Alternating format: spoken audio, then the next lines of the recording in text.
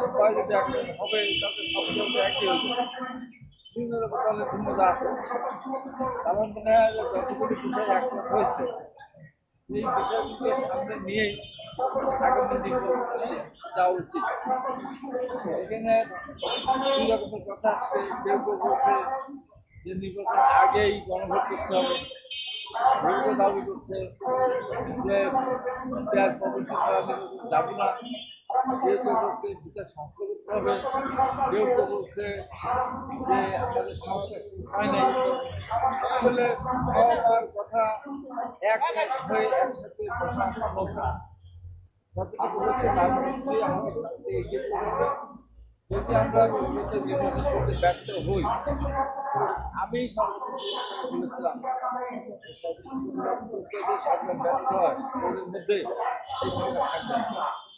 আজকে ওদের দেশের ভিতরে বলেছিলাম, আজকে দেশের সামনে দাঁড়িয়ে বলছে দেশের দাঁড়িয়ে অনেক সময় বিগত কয়েকটা আন্দোলন করে বলতাম, হয়তো দুদিন পরে হলে সত্য হতো।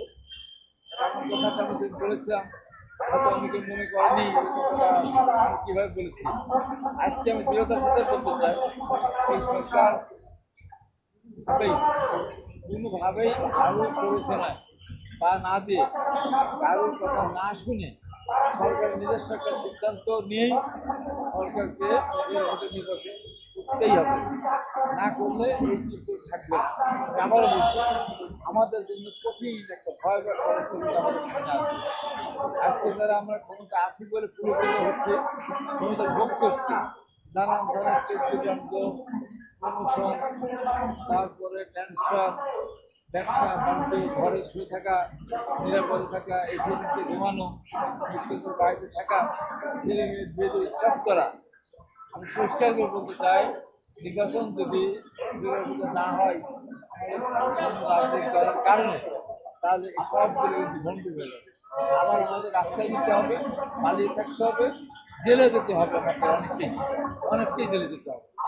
ইতিমধ্যেই আমরা অনেকেই কিন্তু দুর্নীতির সাথে জড়িয়ে গেছি, অনেকে। এটা আমি বলতে চাই না, অনেকেই জড়িয়ে গেছে।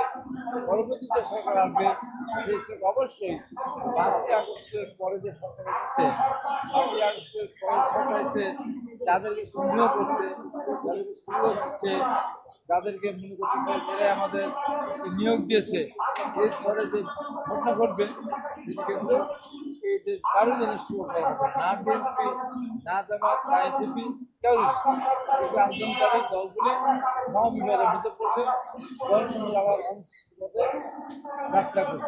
কবে নির্বাচন হবে, এই দেশ কবে যারা ফিরে আসবে, আমি অন্তত এবারে একেবারে আমি নিশ্চিত বলতে চাই, অনেকদিন আমাদের অপেক্ষা করতে হবে আবার বাংলাদেশ